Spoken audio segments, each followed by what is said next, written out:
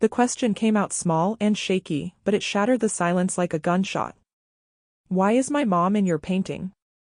12-year-old Emma Rowan stood frozen in a room she had no permission to enter, staring at a portrait that made her chest feel like it was caving in. The woman on that canvas had her mother's face. Not similar. Not kind of like her. Exact. Same birthmark under the left eye. Same way her smile went crooked on one side. Same hands that used to tie Emma's shoes before school because Emma could never get the loops right. And Benedict Thorne, the man who owned skyscrapers and private jets and probably half the city, went pale as paper. He didn't ask what she meant. He didn't step closer to check. He didn't tell her she was confused or call for security. He stumbled backward like someone had shoved him hard in the chest and whispered a single word. Catherine. That was Emma's middle name. The name on her birth certificate that her mother never explained. The name Aunt Margaret said was from someone important but wouldn't say who. And right then, standing on marble floors in worn-out sneakers with holes in the toes, Emma Rowan knew with absolute certainty that everything her mother ever told her about their life was either a lie or a very, very careful piece of the truth. Benedict Thorne stared at Emma like she was a ghost he'd been waiting 12 years to see. His hands started shaking. His breathing went weird and choppy. And when he finally spoke again, his voice cracked so hard Emma almost felt bad for him. How old are you? 12. His eyes got shiny with tears. When's your birthday? July 15th. Benedict Thorne made a sound like someone had punched him in the stomach, grabbed the doorframe to keep from falling, and Emma knew right then that whatever secret connected her dead mother to this billionaire, it was big enough to break him. Before we continue, let us know in the comments where you're watching from. We'd love to hear from you. And if you're new here, click the subscribe button so you never miss any of our upcoming videos. Let me tell you what Emma didn't know standing in that room. What nobody bothered to tell her when her mother collapsed outside a grocery store 3 years ago, her heart just stopping at 34 while a bag of discount rice spilled across the parking lot. Catherine Hale died with $19 to her name. No savings account. No assets. Nothing but 3 jobs that barely covered rent in an apartment where the heat only worked half the time and gunshots outside were so normal Emma didn't even wake up anymore. She died exhausted. Broke. Alone except for Emma and her Aunt Margaret, who took Emma in because there was literally nobody else. But Catherine Hale had once signed legal papers with one of the richest families on the East Coast. She'd once been paid $200,000 to keep quiet about something. She'd once been close enough to Benedict Thorne and his late wife that they had someone paint her portrait, hung it in their private wing, and kept it there for over a decade after Catherine disappeared. And nobody thought a 12-year-old deserved to know why. Here's what Emma did know. Her mother never talked about Emma's father. Not once. Never explained why they moved apartments every year or so, always to smaller places, always further from downtown where the nice buildings were. Never said what she did before Emma was born or why she had a college degree but cleaned toilets in office buildings for minimum wage. Catherine kept a locked metal box in her closet that she told Emma not to touch until she was grown. She wore a broken silver necklace every single day even though the clasp was held together with twisted wire and it left a green mark on her neck. She stared out their apartment window at the fancy downtown buildings with this look on her face that Emma never understood. Sad. Scared. Guilty, maybe. And when Emma asked about it, Catherine would just smile this tired smile and say some things are better left alone, baby. But you can't leave things alone when you literally trip over them. Emma ended up at that mansion because of a program at school she didn't even want to join.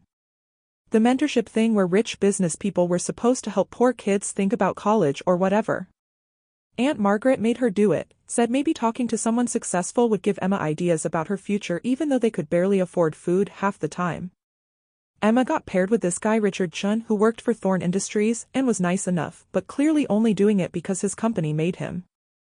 They met at coffee shops downtown. Richard asked about school and Emma's hobbies. Emma drew in her sketchbook and gave one-word answers. It was fine. Boring, but fine. Then one day Richard's assistant called and said there was a problem with their usual meeting spot. Could Emma come to Mr. Thorne's house instead?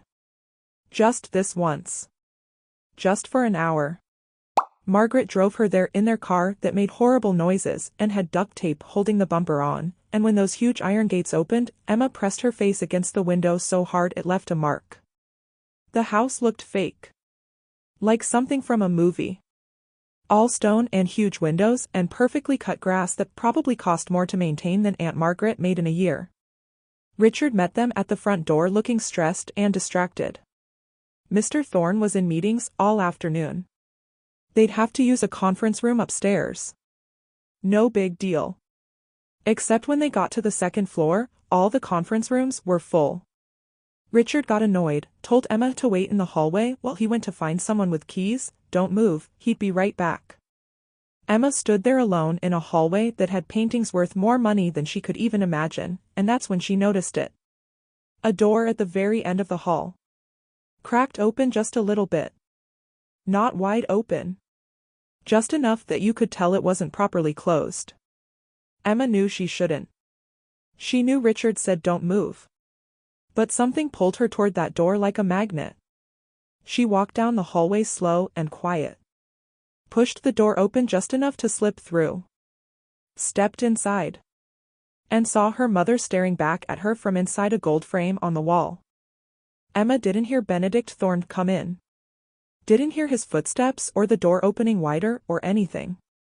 1 second she was alone staring at her dead mother's face painted in oils, and the next second there was a man behind her breathing like he'd just run up 10 flights of stairs. Emma spun around and her heart nearly exploded. Benedict Thorne stood in the doorway looking like he'd seen a ghost. He was old, like 50-something, wearing a suit that probably cost more than Aunt Margaret's car, and he was staring at Emma like the world had just ended. The silence stretched out so long Emma thought she might throw up. Then Benedict spoke and his voice sounded broken. "What's your name?" "Emma Rowan." "My mom was Catherine Hale."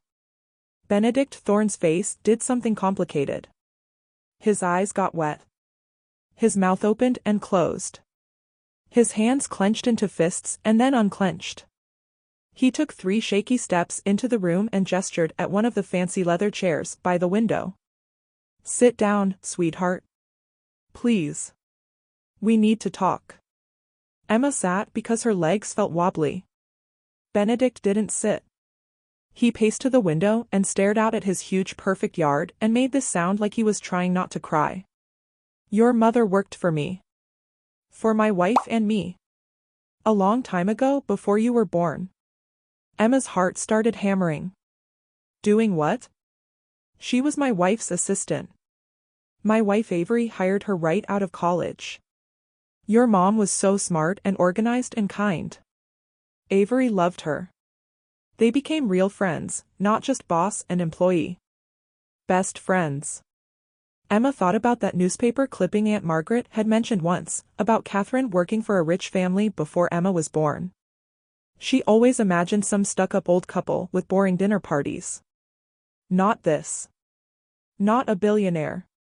How long did she work here? 3 years. Started in 2010, left in early 2013. And during those years, Benedict's voice got softer, she became part of our family. Avery was trying to have a baby. It wasn't working no matter what we tried. Your mother was the one who kept Avery from falling apart. Made her laugh. Made her feel like things would be okay. Benedict turned around from the window and Emma saw tears running down his face. "My wife painted that portrait 2 months before she died. She wanted to give your mother something beautiful for her birthday. Something that showed Catherine how Avery saw her. Happy and young and full of life." Emma's throat felt tight. "How did your wife die?" Benedict's whole body went rigid. "Car accident. March 2013. Icy roads up in Vermont at our cabin. Single car crash. Hit a tree. Avery died instantly." He stopped and Emma knew there was more. Knew it from how his voice broke. Knew it from how he couldn't look at her. "Your mother was driving." The room spun. Emma grabbed the chair arms to keep from falling. What? Your mother was in the car. Avery had gone up to the cabin for the weekend and she asked your mom to come with her. I thought Avery went alone, but she didn't. They were together. And when the car crashed, Avery died and your mother survived with just cuts and bruises. The guilt, he stopped, wiping his face with his hand. The guilt destroyed her, Emma. Emma felt sick. So you gave her money to keep quiet? Benedict flinched like she'd hit him. No. Not like that. Avery's family came from old money. Really old, really judgy money. They never liked me and they would have destroyed your mother if they knew she was driving when their daughter died. There would have been lawsuits and media and accusations. The NDA and the settlement were to protect Catherine. $200,000 so she could start over somewhere safe. Emma's voice came out small. If she had $200,000, why did we live in a crappy apartment? Why did she work 3 jobs? Why did we eat ramen and canned soup for dinner almost every night? Where did all that money go? Benedict shook his head. I don't know. I hired someone to check on her once, about 7 years ago, just to make sure she was alive. They found her working night shifts at a hospital, living in a tiny place with a kid. That was you. No money. No assets. Like she'd never had it at all. Emma felt hot, angry tears building up. Did you ever think maybe she gave it all away? Because she felt guilty? Because she couldn't stand having money from your wife dying? Benedict went completely still. His face changed. Oh my God. That's exactly what she did, isn't it? Emma didn't answer because she didn't know for sure. But it made sense. Made horrible, sad sense. Her mother was the kind of person who'd give her last $5 to homeless people even when they needed it for food. Of course she couldn't keep money that came from someone dying. Of course she gave it away. Benedict sat down in the chair across from Emma like his legs stopped working. You look exactly like her. Like Catherine when she was younger. Before the accident broke her. Emma didn't know what to say. Before she figured it out, the door opened and Richard rushed in apologizing, saying he found a conference room, they could start now. Benedict stood up fast.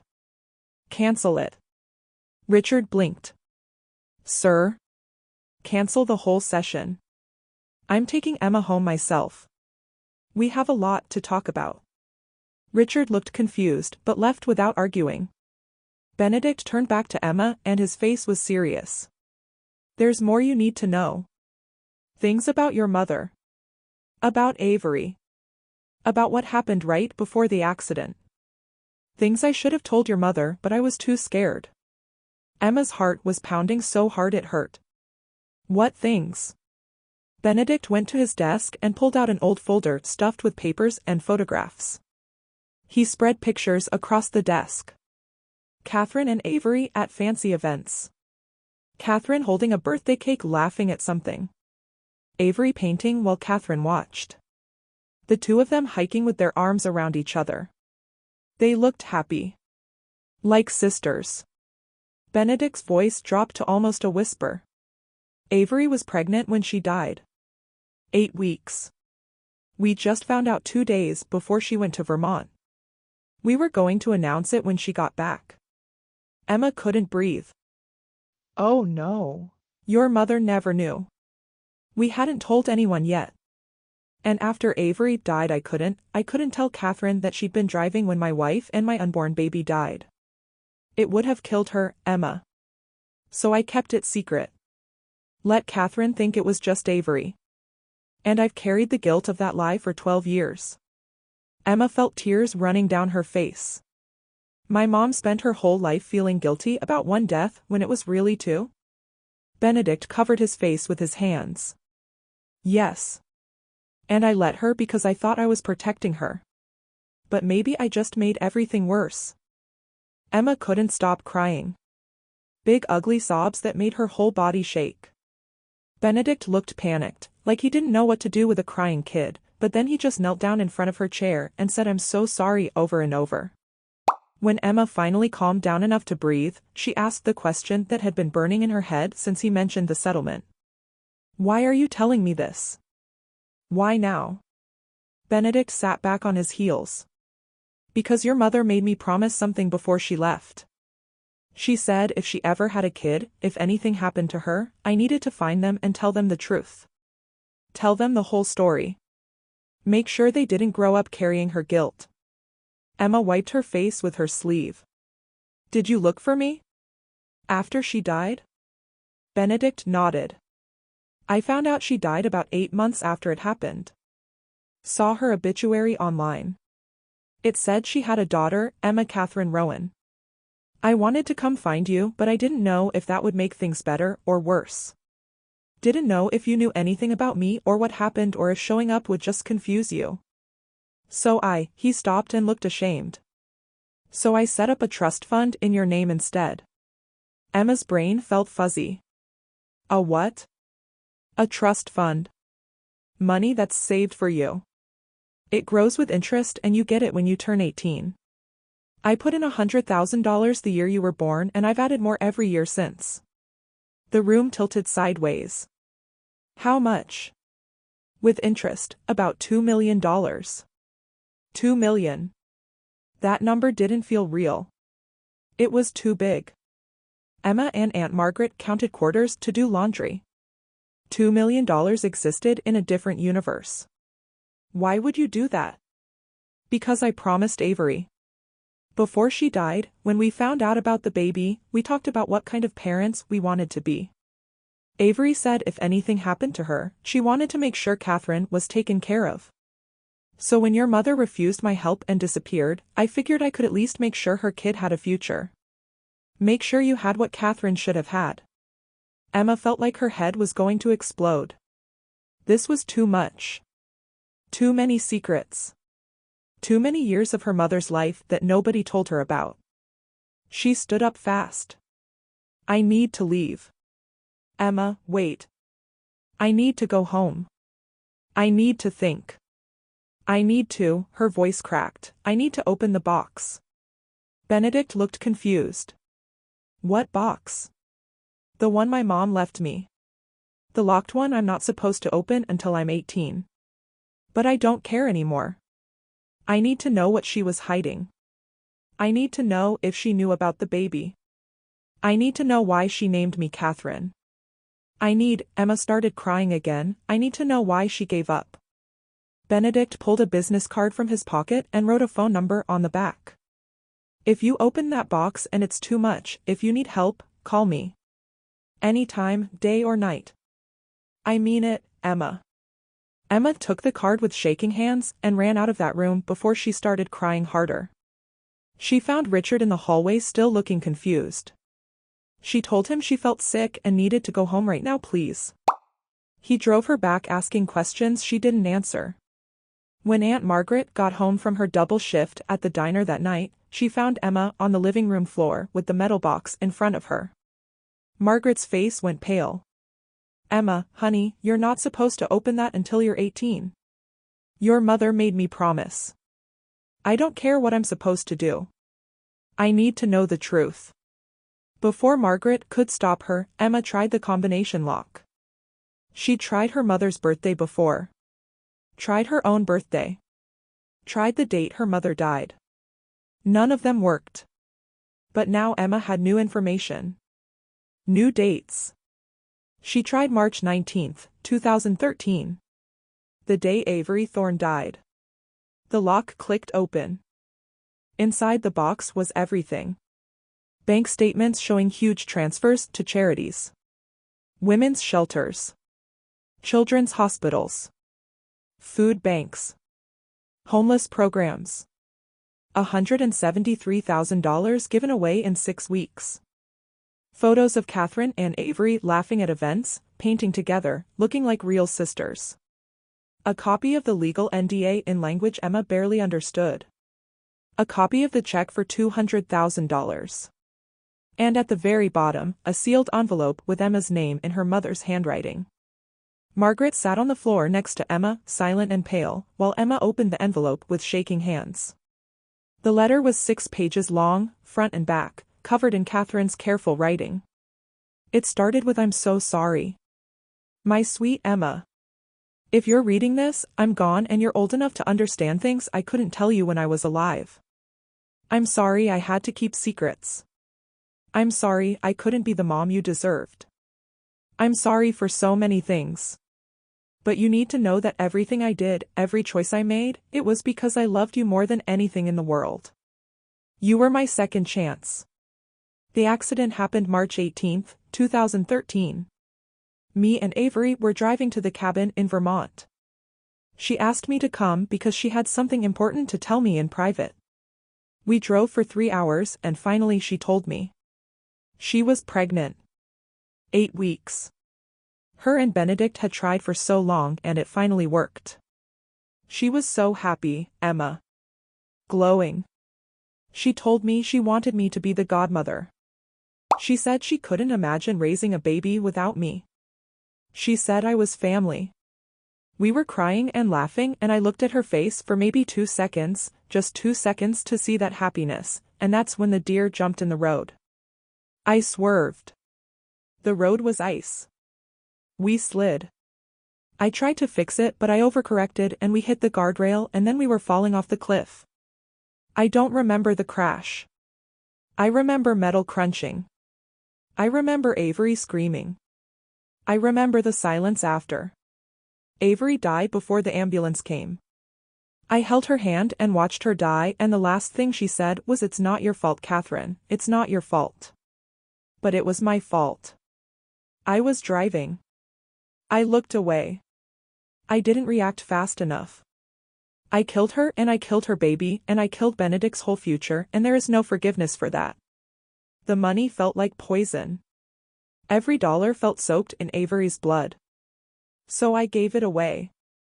Almost all of it. To people who needed it. To causes Avery cared about. To places that help people who are suffering. I kept $27,000. Enough for a few months while I figured out what to do. And then I found out I was pregnant with you. Your father doesn't matter, Emma. He was someone I met after the accident when I was broken and looking for anything to stop the pain. He doesn't know you exist. You're mine. Only mine. I named you Emma Catherine. Catherine for the woman I killed. My best friend.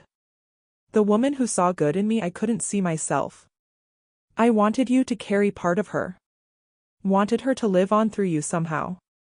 When you were born I promised myself I'd work as hard as I needed to, sacrifice everything, to make sure you never carried the guilt I carried.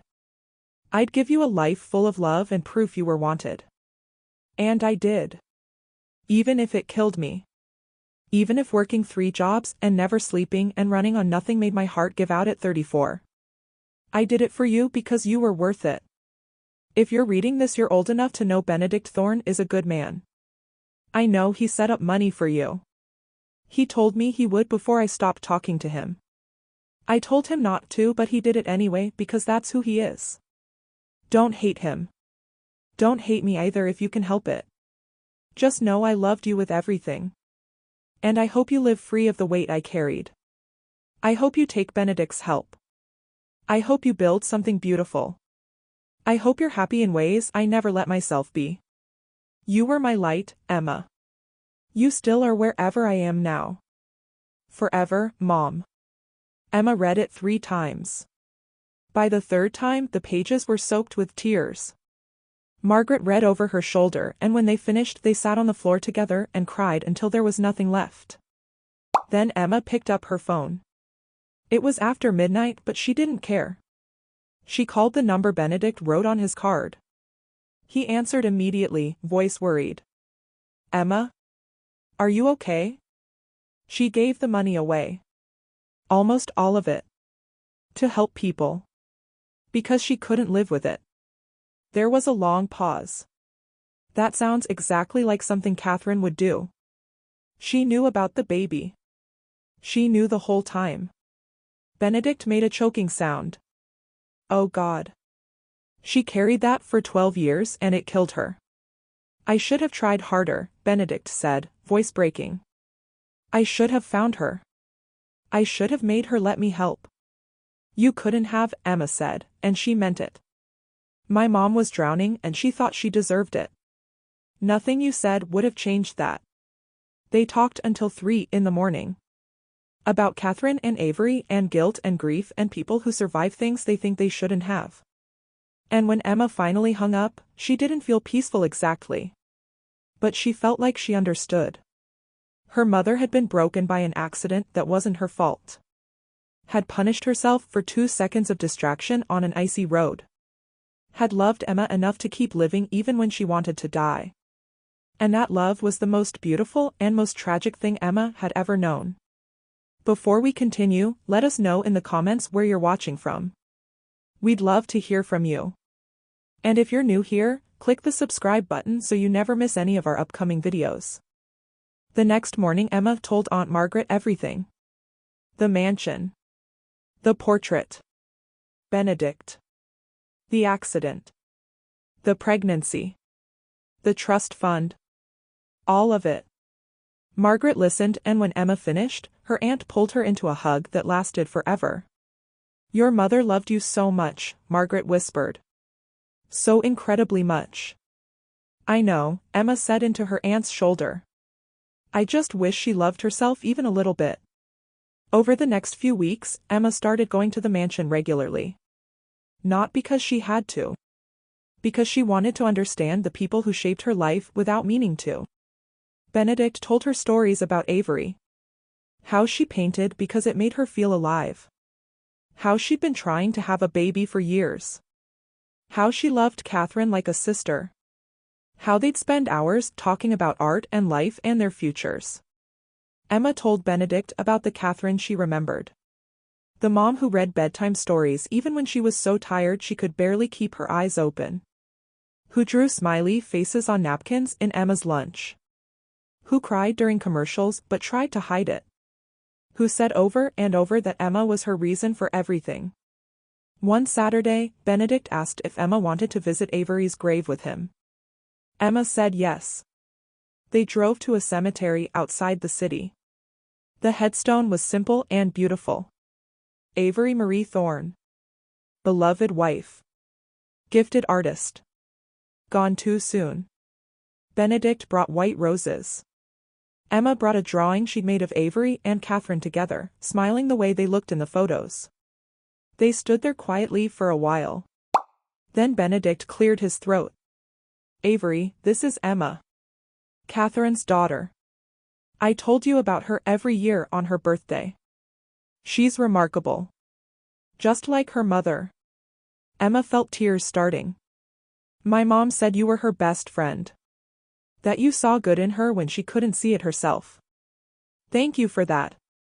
Thank you for making her happy even if it was only for a little while.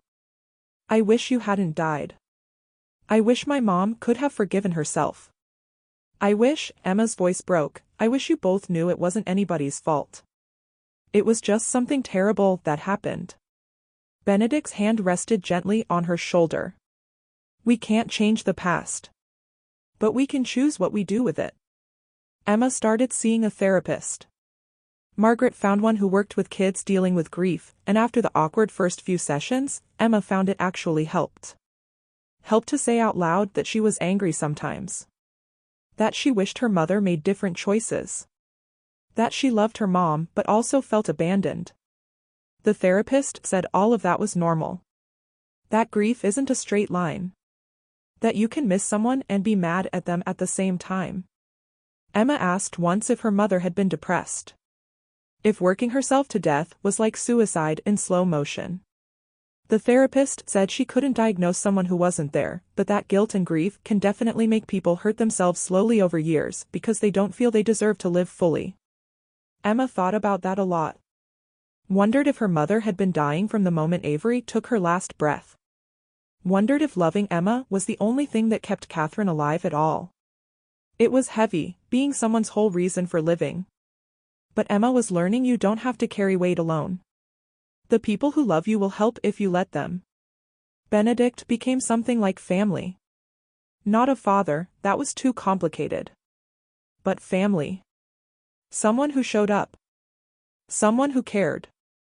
Someone trying to heal from his own losses. He started dating someone eventually. A woman named Patricia who worked at one of the hospitals he donated to. She was kind and funny and treated Emma like a real person, not a charity case. Emma liked her. Liked seeing Benedict smile in a way that reached his eyes. The portrait still hung in the study. Benedict offered to give it to Emma when she was older, but Emma said no. It belonged where it was. Where Avery wanted it. Where her mother's memory was honored as the happy young woman who'd been loved, not the exhausted woman who died too young. Emma visited that room sometimes on weekends. Did homework there. Drew pictures. Felt close to both women who shaped her life. Sometimes she talked to the portrait. Told her mom about school or the boy she had a crush on or fights with Aunt Margaret about curfew. Sometimes she apologized for being angry. Sometimes she just sat there looking at her mother's young face, trying to remember what her voice sounded like. That was getting harder. Memories were fading. And that hurt in ways Emma couldn't explain. On the 5-year anniversary of Catherine's death, Emma was 15. She'd grown half a foot. Her face was losing its kid roundness. She was starting to look more like the woman in the portrait. Emma spent that day doing things her mother loved. Bought daisies, Catherine's favorite flower. Baked chocolate chip cookies from the recipe her mom used to make. Watched an old movie they'd watched together once even though it made her cry. And that evening, she went to her mother's grave for the first time since the funeral. She'd avoided it for years. Couldn't handle seeing her mother's name carved in stone. Couldn't handle the finality of it. But she was ready now. The headstone was simple. Sarah Marie Wilson. Beloved mother. Her light lives on in her daughter. Benedict had paid for it. Had asked Emma what she wanted it to say. Those were Emma's words. Because they were true. Her mother's light did live on, in Emma's determination to help people, in her art, in how she loved completely, in how she was learning to forgive. Emma set the flowers down and sat in the cold grass. Mom, it's me. I know you know that, but it feels weird to just start talking. I'm angry at you sometimes. For giving the money away. For working yourself to death. For not letting Benedict help. For leaving me. But I get it now. I understand you were in so much pain that hurting yourself was the only thing that made sense. I understand you loved me enough to keep going even when everything hurt.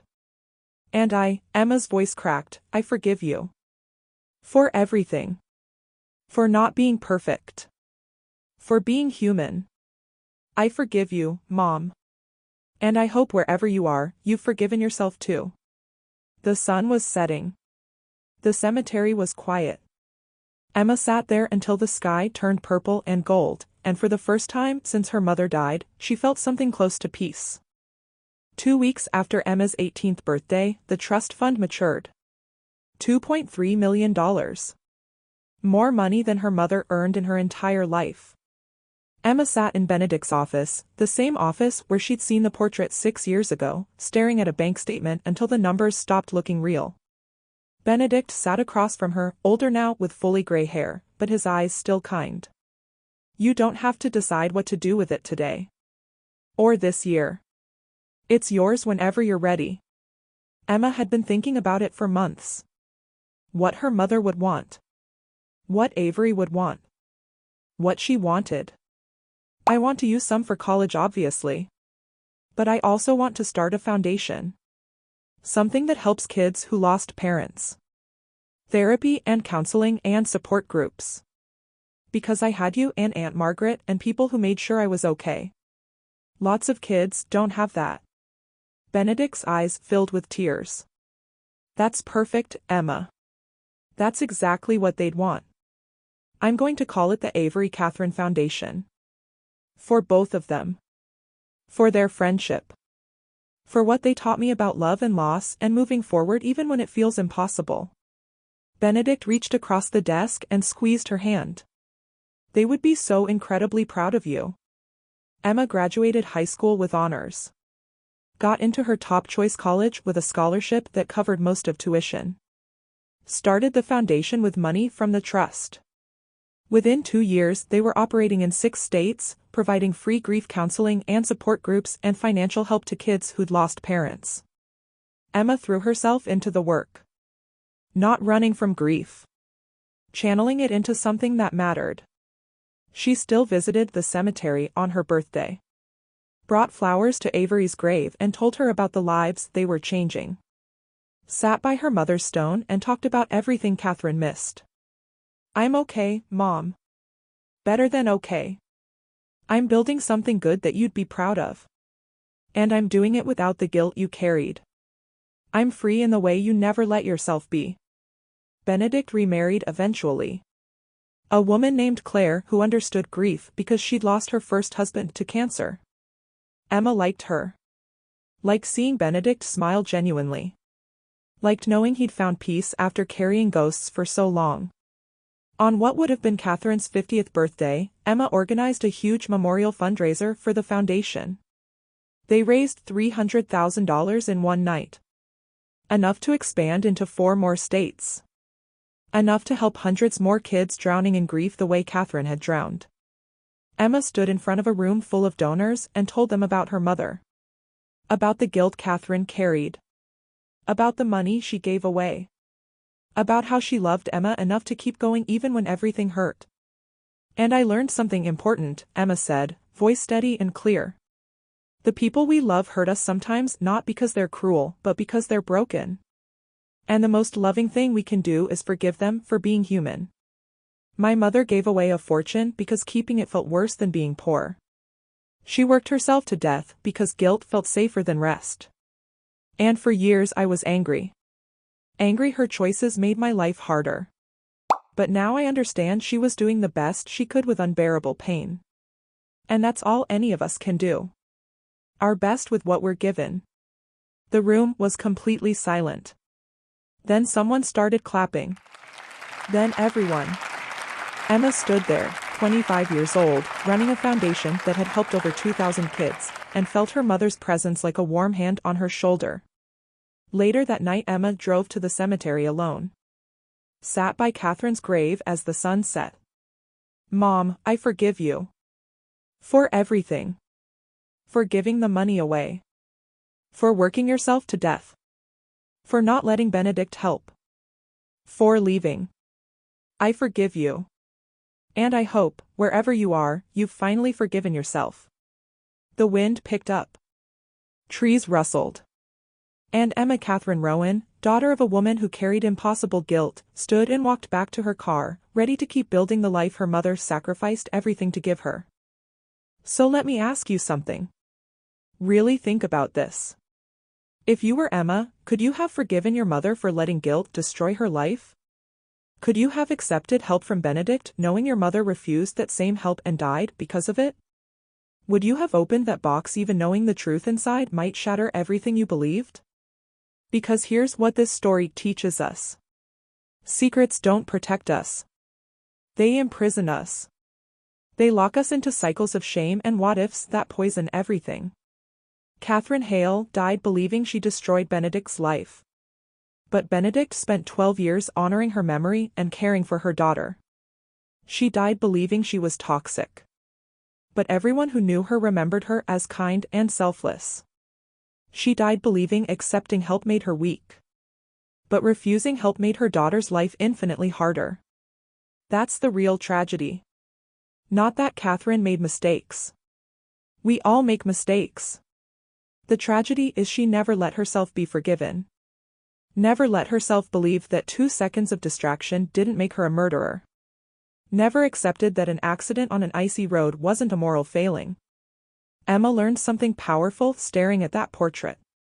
She learned stories don't end with tragedy. That healing isn't forgetting the pain. It's choosing every single day to move forward anyway. To honor people we've lost by living the lives they couldn't. To break cycles that held them captive. To be free. So what would you have done? Would you have taken the money? Forgiven your mother? Do you think secrets protect us or slowly poison everything they touch? Drop your thoughts in the comments. If this story changed how you think about grief or guilt or the weight we carry for people we love, share it with someone who needs to hear it. Sometimes the stories that break our hearts teach us how to heal. Thank you for watching. Don't forget to subscribe and remember, the people we lose leave behind more than grief. They leave lessons, if we're brave enough to learn them.